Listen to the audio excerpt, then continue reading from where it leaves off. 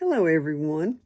Well, I'm back today to talk to you about something that is new in the news about our food, and that is the new food pyramid. And this is something that I've studied this for probably 25 years. And for those of you that have been here for a while, if you go back, I don't know, 4 or 5 months ago, maybe 6 months ago, I did a video called "Is Your Food Making You Sick?" And I did that video based on my own health and things that I had learned firsthand with my food. So go back and watch that. I'll link it below this video. I'll put it in a pinned post under this video so you can find it.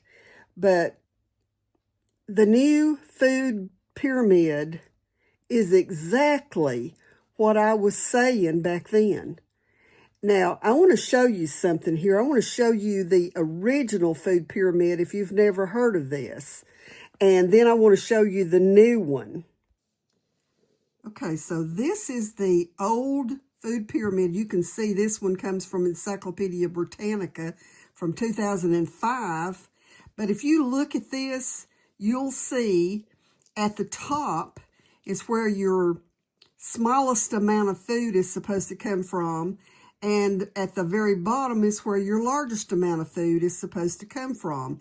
And you can see here that your largest amount of food was supposed to come from grains, breads, crackers, those kinds of things.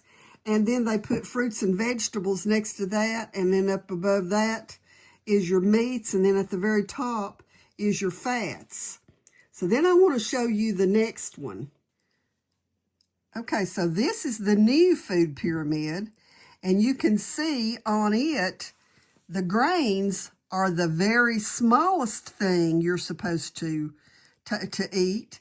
And then as you go up the pyramid, you've got your fruits here.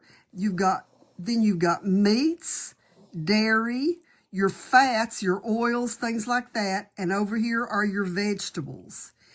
And I mean, this is literally what I have been saying for years. So today, I want to challenge you to do your own research. When I started this research, 25 years ago, I started this basing it off of what does my Bible say. And I know a lot of this is based off, scientific, and some of it is based off of what the industry wants you to buy. I read somewhere that when they started making children's cereals, it was the big industry, the cereal industries and the grain industries, that decided children should have cereals for breakfast. And that's the worst thing that they could have been eating. And that was when I was a child, when they were every Saturday morning cartoons were on, and we were sitting in front of the TV watching cartoons and eating the bowl of cereal that they had advertised during those cartoons. They made them look all pretty and colorful and that kind of stuff. But if you go back and you study the dietary stuff in the Bible, you will learn that they ate the meat, they ate the fat, and it was good, healthy fats. It wasn't this manufactured stuff like the corn oil and, the sesame oil and the seed oils and stuff like that they're pressing out of stuff today. It was the real fats. And I'm not saying that some seed oils and nut oils and stuff like that are okay for you, but only in their natural form. If you're going to have those kinds of fats, eat a handful of nuts or eat a handful of seeds. Not this processed stuff that has been processed under high heat. And so, get back to the natural form of the foods. And so, I know a lot of people are doing carnivore, and completely eliminating, all of the breads and the vegetables and the fruits and stuff like that, I don't think that's healthy either, because, there's a lot of nutrients that you can get from fruits and vegetables and even from the grains that you cannot get in meat. So, healthy meats, and then, we went through a phase for many years saying don't eat fat. Well, I'm sorry, but your body needs fat. Your brain needs fat. Your heart needs fat. Your organs need fat. But it needs to be the right kind of fat, not this ultra-processed fat that you get in the grocery store in a Crisco can, or, some of the other stuff that's being sold in our grocery stores as food. You can tell I get irritated about it, because I know that a lot of people have heart issues, and I think a lot of the Alzheimer's and dementia and things like that is because people quit eating fat. And so add healthy fats to your diet. If you're going to have dairy, then get the full fat dairy. In my own experience, I started, I was going to the doctor years ago, and they told me that my cholesterol was getting up and, all this kind of stuff. Well, I came home and started eating full-fat yogurt and a handful of nuts every day. And when I went back to the doctor, she was like, wow, I don't know what you're doing, but your cholesterol's way down and you're doing good. But see, what I had done during that time, not only had I picked up the nuts and the full-fat yogurt, I had also cut out sodas. That's been close to 25 years ago that I quit drinking sodas. And in the last 25 years, I probably have not had one full can, a 16-ounce can of soda in all that time. As a matter of fact, my husband and I were just talking about this when I was in the hospital last month and came out of surgery, and I was real nauseated. And so they came in and brought me some crackers and a Sprite. They kept telling me, drink that Sprite, drink that Sprite. Well, I'd take a couple sips of it, and it would come right back. And so they finally had somebody from surgery to come in and put an injection into my IV with something to settle my stomach so I could come home. Well, when I got home, I was still nauseated, and I was trying to drink that Sprite because that's what they kept telling me to do. And it was just coming back. And I told my husband, go get me some of my filtered water. I have a Berkey, and I drink filtered water through that Berkey all the time. And I kid you not, I drank some filtered water, and within 30 minutes of drinking that water and having some not Ritz crackers, but just some saltine crackers, I went to sleep and slept for several hours, and I had no more nausea. So listen to your body. Your body knows what you need. And I learned this also years ago. When I get thirsty, my body will tell me I need water, or, a cup of unsweetened tea, or a cup of unsweetened coffee. Now, when I drink my coffee, I put heavy whipping cream in my coffee. And I use a little bit of flavored stevia in my coffee. But my blood work is good because I still put plenty of fats in my body. And, I'll fix me some bacon, and I eat eggs. And so, I'm not a big meat eater, but I like me some beef. I don't like ground beef. Y'all, those of you who have seen my beef videos, me canning ground beef, that's for my family. I don't eat ground beef. It's a texture thing for me. But anyway, whenever you think about the foods that you need to eat and the dietary guidelines, y'all need to go and read the new guidelines that came out with this new food pyramid. And I mean, they've got meat and fat and vegetables are at the top, just like I just showed you. They're not telling you to cut out grains, but they are telling you to eat the grains that are the highest in fiber. Now, I have told y'all this before. When the industry started, when they started grinding our grains in the factories, they separated the hull and the germ from the rest of the grain.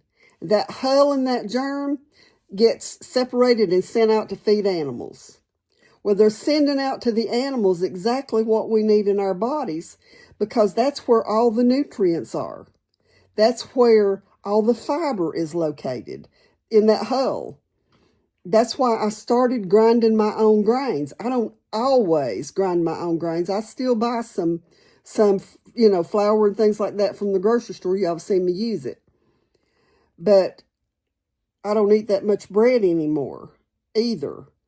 And just a very limited amount of bread that I eat. But I'm going to tell you this. My son is a diabetic, and I think I've told y'all this before. My son's a diabetic and my daughter is borderline. But when I make bread from home milled flour, it does not raise their sugar levels like if they eat flour or breads from the grocery store. And it's because they're getting all the nutrients and the fiber that's in that bread. And then the other thing that I'm going to say about the fruits and vegetables, they're recommending 3 servings of vegetables a day and 2 servings of fruit. Make sure you mix those up. You know, one day you might eat an apple and a banana, and the next day you might eat a plum and an orange. Mix them up. And the other thing that you need to do is mix the colors.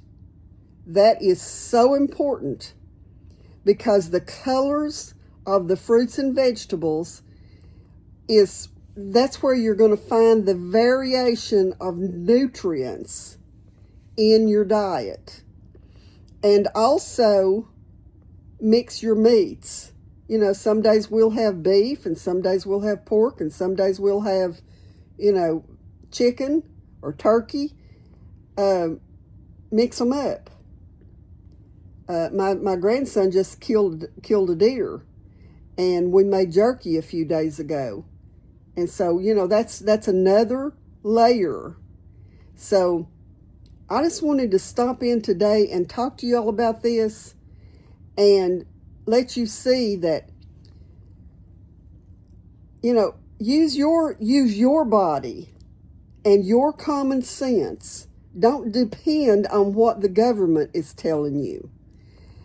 And, I think about it like this, that all these different meats and vegetables and fruits and things, they're on this earth for us. And if we weren't supposed to eat them, they wouldn't be here. And so just make sure that you get some of all of it and mix up whether you're having raw vegetables or cooked vegetables. You know that I have a lot of cooked vegetables on my shelves with the canning. But, every few days I want a raw salad. Just something with a good bed of spinach and, different greens, some butter lettuce and, some broccoli. And then, add on some radishes or add on some carrots or some celery or something that gives you that, that push of raw nutrients. So, I'm not I'm not a dietitian. I'm not a doctor. And I'm going to tell you this right now.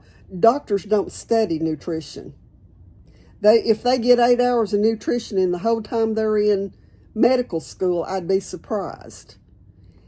And I know that when I was seeing a rheumatologist, and it was during a time that I was doing a lot of this in-depth studying, and when I would find things that helped me, excuse me, she took the things that I told her that were helping me, and she used them with other patients, especially the water intake and the decreased carbs, because I have an autoimmune disease that's called fibromyalgia. But you know what? Where fibromyalgia used to keep me in the bed 3 to 5 days a week, now it doesn't. I can be up doing, living my life. And it's because I follow these guidelines. And so, these people in our government are getting kickbacks from the industry so that they vote. And I'm not talking about one party. I'm talking about all of them, or probably 99% of them. And they're getting kickbacks from the industry to feed us a bunch of garbage through commercials and what's on the shelves in the grocery stores. But we don't have to listen to their mess. I mean, if they want to feed that mess to their families, in fact, I guarantee you, if you were to go into their homes, you probably wouldn't find none of this stuff in their pantry. The stuff that they have pushed on us for the last 70 or 80 years, because it was in the 1940s, I think, when the first food pyramid was pushed on the United States. And so, they're not following those guidelines, but they want us to, because it makes us sick. And why would they do that? Well, because they're getting kickbacks. The doctors are getting kickbacks from the pharmaceutical industry. The politicians are getting kickbacks to push this mess on us. But that don't mean we have to listen to it. We've got enough sense to know what's good for us. So I'm going to stop right there. I could go on and on and on, but I'm going to stop right there and just say, do your own research. Don't listen to me, but do your own research. So until the next time, God bless you.